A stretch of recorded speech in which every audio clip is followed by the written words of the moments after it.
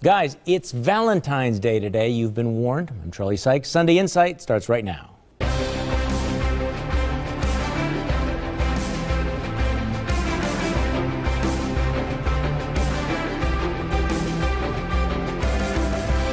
Good morning and welcome to Sunday Insight. In the week that was, another rough week on Wall Street.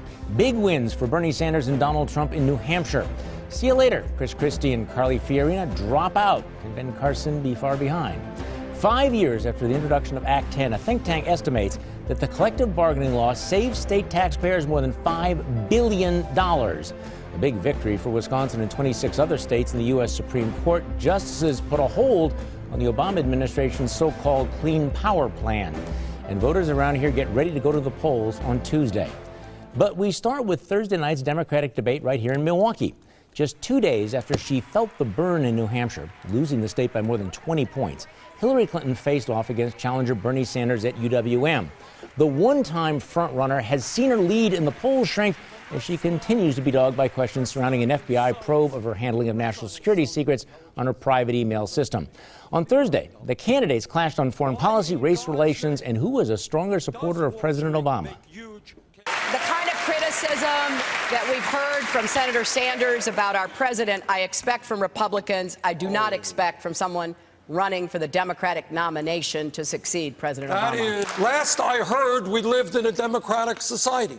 Last I heard, a United States senator had the right to disagree with the president, including a president who has done such an extraordinary job. Joining me on our panel this morning, defense attorney Dan Adams, the managing editor of RightWisconsin.com, Collin Roth, political strategist Lynne DeBruin, and the media tracker's Brian Sikma. Collin Roth, did anybody move the needle on that debate on Thursday night? No, I think it kind of was a draw. There wasn't much blood drawn, and it wasn't actually that aggressive considering the results from New Hampshire. What I think was really emerging and is interesting is you kind of see a debate over whether President Obama succeeded in the eyes of progressives. You see Hillary Clinton strongly embracing him, almost running for a third term, while socialist Bernie Sanders says, yeah, these things are good, but we need to go much further. Dan Adams, I had a little bit of cognitive dissonance because I'm listening to the Democrats talk about how awful things were, how terrible things in America were, but at least from Hillary Clinton, why she should have basically be the third term for Barack Obama. How do you reconcile? Well, there is that element. I mean, socialist Bernie Sanders rejects a lot of American institutions and the American way of life. He wants to kind of burn it down and build this bureaucratic, regulatory, redistributionist superstructure. Hillary Clinton's taking a different tack, saying, you know, we've had 200 years of American progress. Let's continue the progress with the institutions in place. So I don't think you should have any dissidence at all.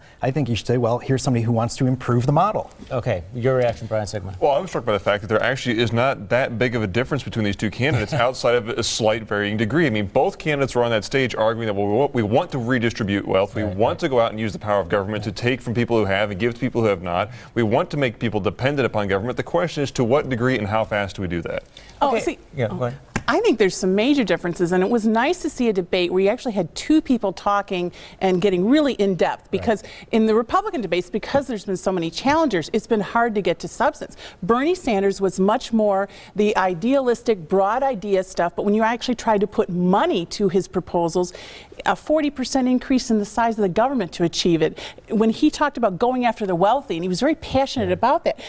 You can't pay for his proposals by just going after the people who make $10 million a year. You're going to go after people who make $150,000 a year. Well, I don't disagree with you on that, but Hillary Clinton has made it very clear that she wants to be joined at the hip with Barack Obama, that she is running as the successor of Barack Obama, which is an interesting strategy considering that right now about 70% of Americans think the country is going in the wrong track. So she has positioned herself pretty much as, if you like the way things are going, stick with me, I am going to continue that direction. Isn't that the whole message of her defense of the president? I think the message of her defense of the president is that she's in a Democratic Party, and remember, Democratic primary voters are very strong in backing President Obama. Maybe not the Republicans, but the Democratic Party voters are. And she's looking at South Carolina. Okay, I have to ask you though, so she lost women voters in New Hampshire. She got killed among young women voters, despite Madeleine Albright coming out saying there's a special place in hell for women who don't vote for. I mean, so basically you have Madeleine Albright, another leading, aging feminist, essentially saying to young women, you will go to hell if you vote for Bernie Sanders. She's got a problem with women. She had a great answer to that. She was like, look, because I support women's rights, they have a right to vote for whoever they want. I just hope I qualify can earn their vote. She's got a problem with women, though. Only in ultra-liberal New Hampshire. Bottom line. Well, Charlie, here's Hillary Clinton's message to Democratic primary voters. If you like your president, you can keep it if you liked me. I mean, that's all that her message is right now. And she's basically a complete defense of the Obama administration. I have to comment on the fact that I thought it was absolutely amazing that after a 2-hour debate, not one question about Hillary Clinton's email server, the fact that the FBI said it's an official investigation, the fact that the State Department has subpoenaed the Clinton Foundation. I mean, does the term journalistic malpractice cover the fact that you had these debate moderators that didn't even bring it up? No, I mean this is what we got, and a sixth debate without a question about abortion on whether Hillary Clinton and Bernie Sanders support late-term abortion or partial birth abortion, issues that are not popular issues. Okay, but just try to imagine a Republican candidate facing that kind of investigation. Right. Nobody even asks the question. What is your glass half full this week, and what has your glass half empty? Let's go around the table. Dan Adams, you are first. Well, my glass is half full because Mayor Barrett appeared at an independent charter school for his State of the City speech this week, and at least made mention of needing to improve educational results for city kids. Remember, 84% of Milwaukee third graders are not proficient in reading. My glass is half empty because no one in the mayor's race is discussing how to improve local education. All other problems stem from educational failures. The lack of attention is really appalling. Collin Roth. My glass is half full because Hillary got her clock cleaned by Bernie Sanders and now has a real fight on her hands for the Democratic nomination. It's half empty because Bernie Sanders' speech Tuesday night and his acceptance among young people is actually a really terrifying prospect for the future. I just want free stuff. Lynne DeBruin. My glass is half full because gasoline prices are falling dramatically all over the country. But it's half empty because there's a downside to the economic boom this brings. More than 122,000 energy and mining jobs have already been lost. Brian Sikma. Well, my glass is half full because the legislature this week refused to advance a bill that would create a tax increase at the local level to pay for road repairs. But my glass is half empty because some supposedly conservative Republicans thought a tax hike was a good idea in the first place. Well, my glass is half full because Senator Ron Johnson blew the whistle on the federal government's distribution of as much as $750 million in Obamacare tax credits to people whose immigration status was unknown. It's a pretty big story. My glass is half empty because the local news media around here almost completely blacked out that story. Next on Sunday Insight, repair the domes or replace them. And as we go to break, our Sunday Insight countdown shows we are just 6 days away from the South Carolina Republican primary. The Democratic Party caucus in Nevada is on the same day. The Republican caucus in Nevada is 9 days away, and Democrats hold their primary in South Carolina in 13 days. And Super Tuesday is 16 days away. We will be right back.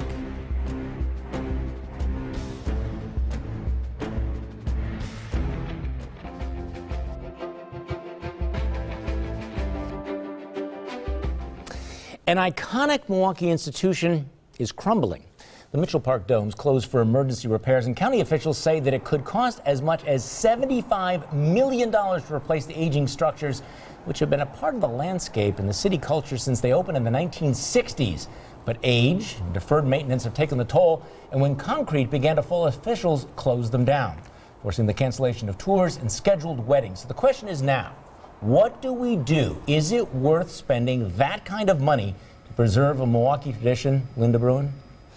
Well, I think that all depends on the study that the county board and the county executive are having done on how much it would cost to replace them and what kind of things we need to do. $75 million. Is it worth it?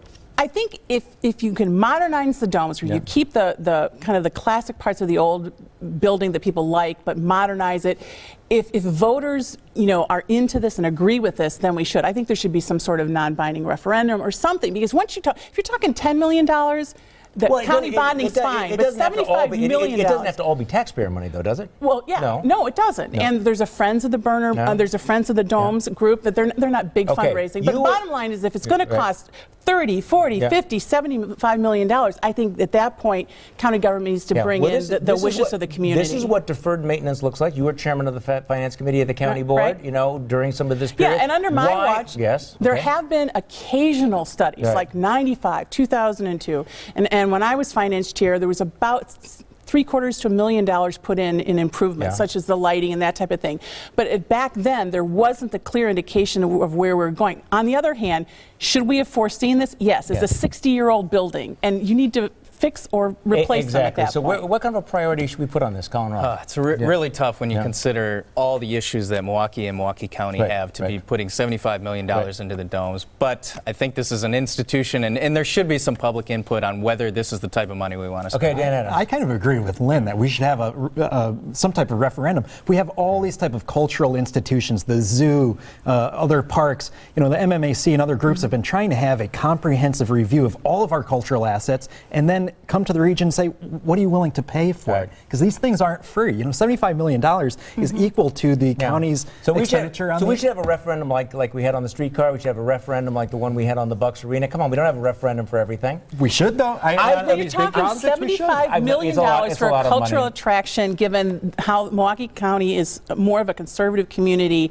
I think we need to at least find out how the voters feel about it. Well, I think we need to find out how the community feels about it. Number one, I think we need to get a second opinion about this. The cost. Number two, I do think we need to look at whether or not there's private money, there's philanthropic money. I've been impressed so far by the depth of feelings for the domes. It's interesting that they've been kind of off the radar screen, but at some point I think we got to have a discussion about why local government continues to defer maintenance on so many projects, and whether or not government is the proper venue to control some of these things. What do you think, Brian Sikma? Well, I think that we should look at having a private foundation just take this entire project over. So if the county needs to pay for something to help get this project started, that's fine. But I think to have a private foundation in place that people could contribute to, whether it's collecting revenue from visitors or getting other people to pitch in. There are some great corporate citizens in this city that could contribute to this type of a project. But to have this $75 million paid for by taxpayers, I think would be an absolute ridiculous waste of money. I don't think it's going to be all that. And I also think the contrast between the botanical gardens in St. Louis, might be illustrative. They do have a nonprofit foundation that operates it. They have a $110 million endowment, which tells me that the philanthropic community, the business community, has embraced that in a way that we have not done here in Milwaukee. Now, you may not want to hear it, but we'll tell you anyway. Let's hand out some unsolicited advice. Dan Adams, you're first. Well, Mayor Barrett, I received this mailer from you on Tuesday. The piece's message that you're opposed to Scott Walker. Mr. Mayor, come on. You've been in office for 12 years. Time to run on your record and your vision. This is embarrassing. Collin Roth. My advice is for voters to look beyond the conspiracies floated by Bernie Sanders and Donald Trump. Not every problem can be boiled down to Wall Street, dumb people, or foreigners. Lynne DeBruin. Top Army and Marine Corps generals recently testified that American women should have to register for the draft. I hope Congress studies this and eventually agrees. A truly gender-inclusive military means equal opportunities and equal responsibilities. Brian Sikma. My unsolicited advice is for President Obama. When gas prices drop, don't propose a new tax on oil to punish consumers for saving money. That's absurd. I just wonder whether Dan Adams is going to pick that up later. Okay, to the moderators of the next Democrat presidential debate, unlike the folks in Milwaukee, you might want to ask Hillary about her private emails, or maybe the FBI investigation, or maybe the State Department's subpoena of her foundation records. It might actually be newsworthy. Next on Sunday Insight, what's at stake in Tuesday's primary election?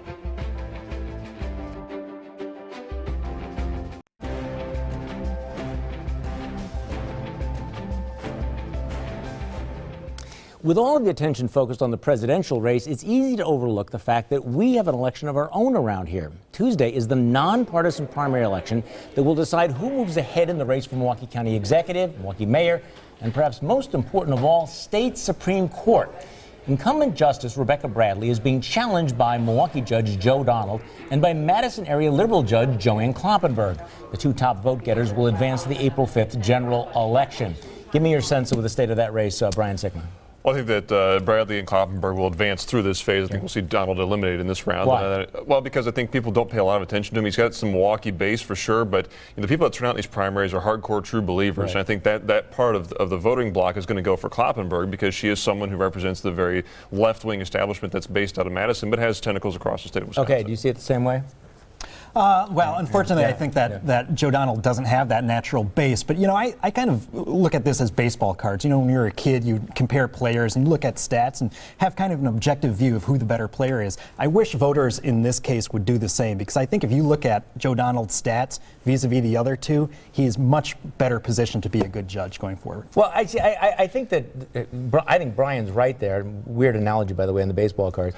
But we tend in Wisconsin sort of, to go back to our corners, and I think that both candidates have, Rebecca Bradley's going to get the conservative vote. I think Joanne Kloppenburg has made it very clear that she's going to be the liberal candidate. So you have those two blocks. And I think it's going to be very, very difficult for the guy, sort of in the middle to say, hey, I'm neither one of those. It's almost a classic falling between the stools kind of strategy. What do you think, Lynne DeBruin? Yeah, like you said, I have a lot of respect for Judge Donald, but like we've all said, I think it's a race between the other two. I think this is going to be a very tough race because Bradley has never run a statewide race before. She's relatively inexperienced. What used to be a fabulous trump card for her was that she was appointed by Walker. Well, Walker's not so popular anymore. Kloppenburg's run a statewide race. On the other hand, and lost by 7,300 votes. When you talk statewide, that's not that big of a as big of a loss as y'all would like to pretend. The bottom line is big money is going to come in here. And I think there's going to be more big money on Bradley's side, so I'm not counting her out at all. What do you think? Yeah, I only disagree with Kloppenburg's vitality because that was 2011. That was the perfect storm in terms of challenging incumbent Justice David Prosser just weeks after the Act 10 bill, which incidentally had its 5-year anniversary. Yeah, it did. Now, in this particular case, normally, I know that you're talking about Rebecca Bradley being a Walker appointee. The reality is that it's very hard to unseat an incumbent Supreme Court justice. It almost never happens, except under extraordinary circumstances. And she is an incumbent. She's a woman. She's well liked. She's got a good name, And I think that would give her an advantage. Joanne Kloppenburg is a little bit eccentric. And I think that's going to. But here's the problem, and this is what nobody knows. This general election is April 5th. And April 5th will be the day that most voters are going to turn out not to vote for Supreme Court, but to vote in the presidential primaries. And I think it is more and more likely that you're going to have a red-hot Democrat primary and a red-hot Republican primary. And I expect that there'll be big turnouts on both sides. So that is a huge wild card here. All right, two candidates advance in the mayor's election. Who will they be? I think it's going to be Donovan and Barrett. Donovan and Barrett, who do you think? Same thing. Yeah. I tend to agree. I'm going to make it very boring, Donovan and Barrett. Yeah, and I think Barrett ought to. It will be interesting. If Tom Barrett does not get 50% of the vote, I think that's a warning flag for him. I'm assuming that Donovan is going to be able to turn out more of his base. Joe Davis has just not run a very aggressive campaign, and so I just don't see it. But again, I mean, this is one of those races where, and I think that. I think Dan Adams made a great point. With some of the social problems in this community, the educational problems, you would think that we would be having a more vigorous, substantive debate about those issues, about those priorities, and it's a real shame that we're not. Is there any question how the county exec race is going to turn out? I think Abley will win overwhelming, but it's the question of the margin. Yeah. And if Larson is close, do national groups come in to try to prop him up in April? Well, what national group would come in for the Milwaukee County? SEIU, AFSCME. You think these national groups would come in? They are already dumping money into this race. The only reason they are is to show that they are viable as a lion killer in the Democratic Party. Okay, what is it that you don't get this week? Let's go around the table. Dan Adams, you're first.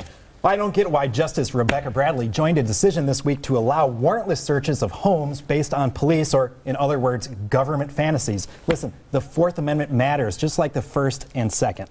Collin Roth. Well, what I don't get is how Hillary Clinton can rail against Wall Street and CEOs when the average CEO makes less in a year than Hillary makes in 1 hour speech.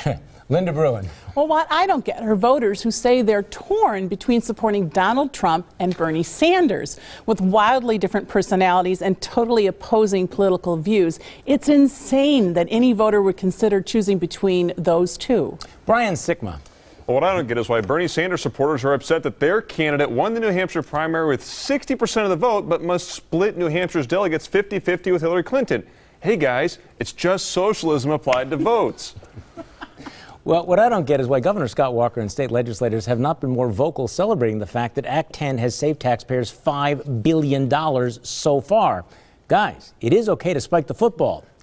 Next on Sunday Insight, our panel picks the winners and losers of the week. But first, here's your morning news update.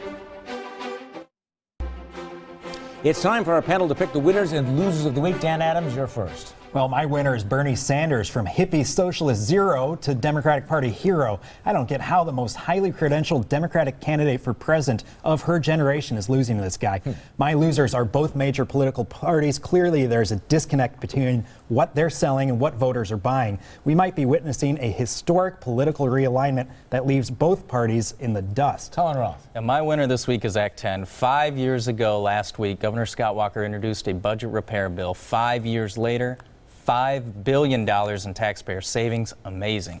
My loser this week is the political establishment. Big wins by Donald Trump and Bernie Sanders in New Hampshire upend the apple cart and reveal real frustration with the status quo. Hope they're listening. Lynne DeBruin. Well, my winner is the city of Milwaukee for hosting 2 presidential primary debates. 8 Republicans debated last November at the Milwaukee Theater when Dr. Carson was the front runner.